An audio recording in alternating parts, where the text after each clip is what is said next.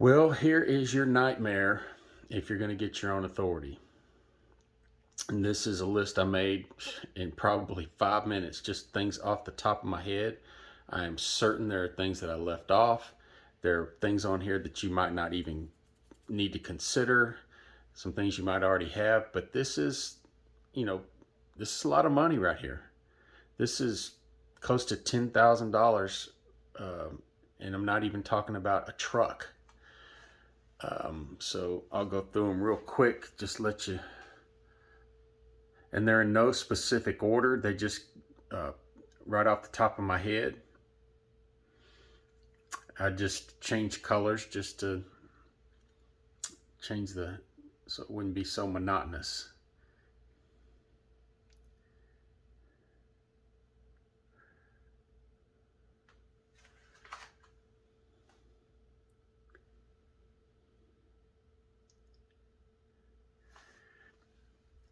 Now in this video, I'm not going to go through all of these, but I'm going to give you 4 things to consider before you even get into any of this stuff that will make this journey a lot easier, in my opinion. But I'll leave that up there for just a second so you can screen capture it and just run through it and see if there are things that you can think of that I left off, or things that you hadn't even thought of yet.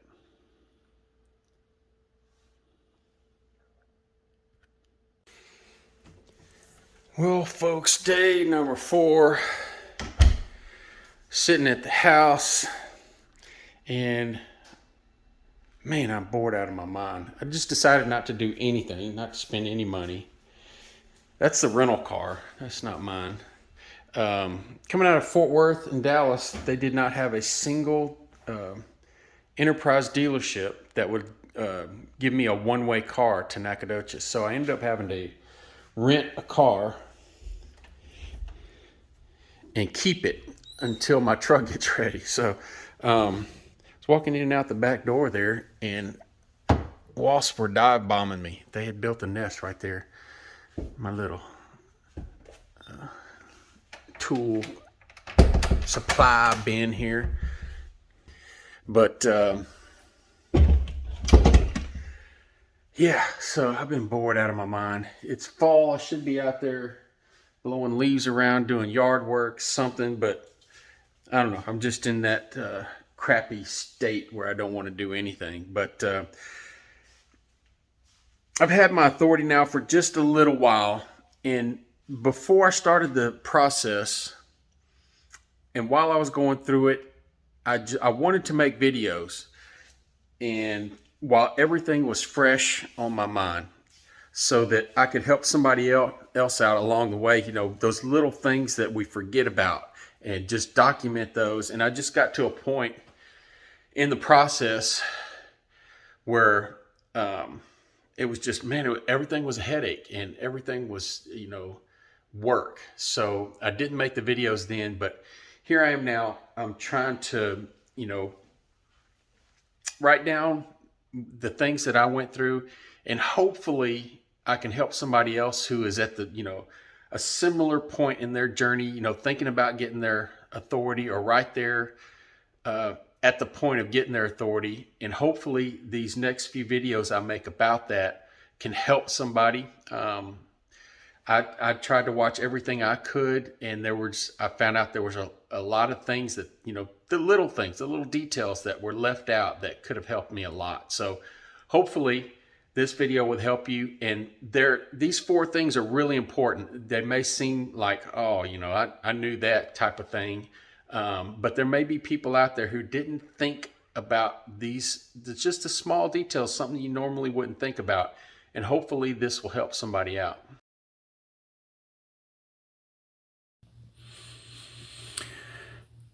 Well, let's talk about that list because that is some serious money. I'm certain I left some things out, and there's a few things in there that I've added that you don't really need, but there are things to think about. That list is anywhere from $7,000 to $10,000 worth of things. And on top of that, a lot of those things are going to cost you every month. So it's a lot of things to think about, and to also to think about every day, every week, every month. So I've got, from my experience, there are some things that I could have done to make the whole process so much easier. And I've narrowed it down to just 4 things that would make the process easier for anyone.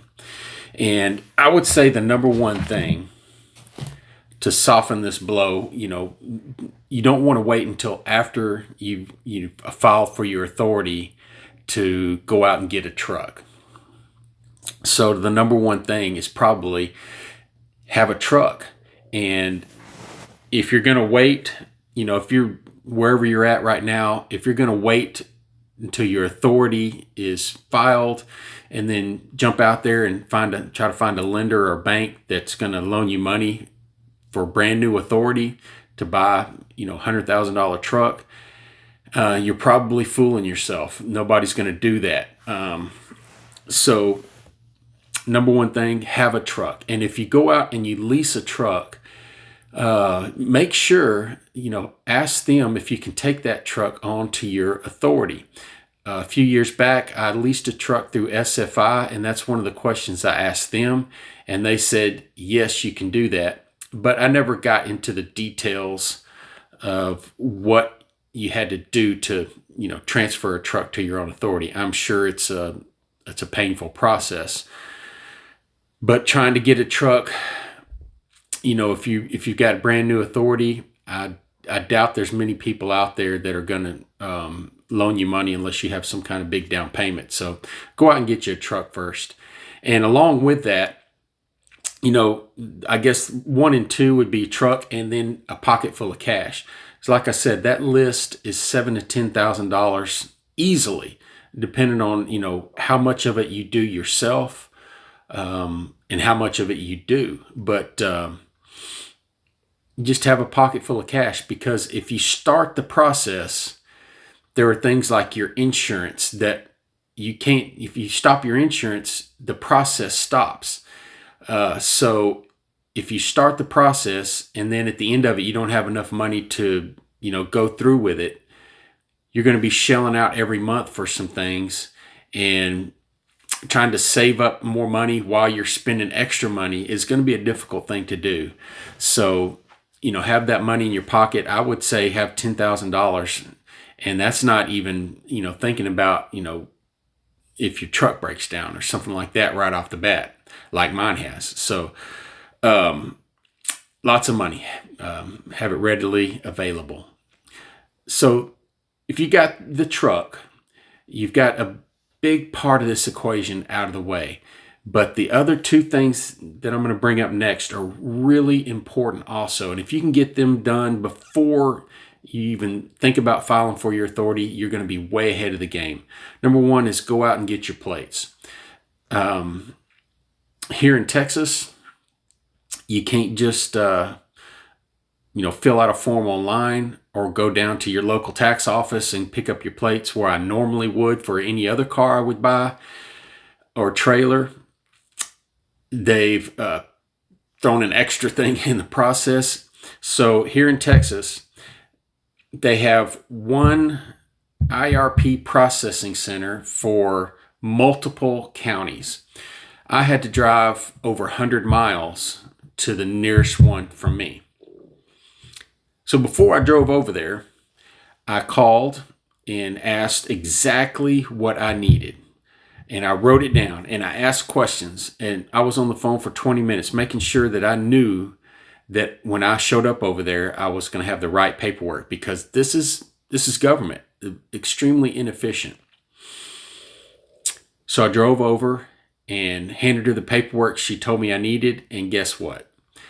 She started asking me for other things, and I brought all the things I thought could possibly have anything to do with getting my tags or my truck or anything. And of course, I didn't have what I needed. I was getting extremely frustrated because just the day before she told me exactly what I needed. And now that I've shown up, I didn't have other things that she didn't even tell me about. Luckily, my wife was there, and between her and I and this lady, we were able to, get online, download it on our phones, email it. It was a painful, long, drawn out process, but luckily got through it that day. Otherwise, I would have been going home, getting the paperwork that she asked for the second time, showing back up, and she probably would have asked for something totally different the next day. So if you can get your tags done and out of the way, man, that's stress that you won't have, those days following when your authority becomes active. And the next biggest thing, and this could be bigger than all the rest of them, but get your IFTA done. And let me go back to the tags.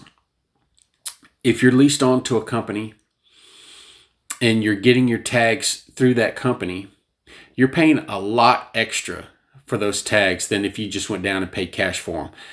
So most companies I've been with a few, they charge around $50 something a week. Let's just say it's $50 a week.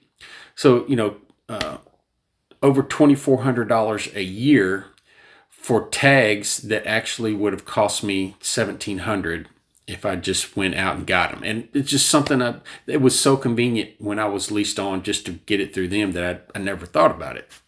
But the other thing is a big deal, and that is your IFTA. If you're like me, you leased on to companies, they sent you an IFTA sticker, you never thought about it anymore. They made it super easy for you. And if you don't go out and apply for your IFTA sticker, before you get your authority, you could be in for a big surprise.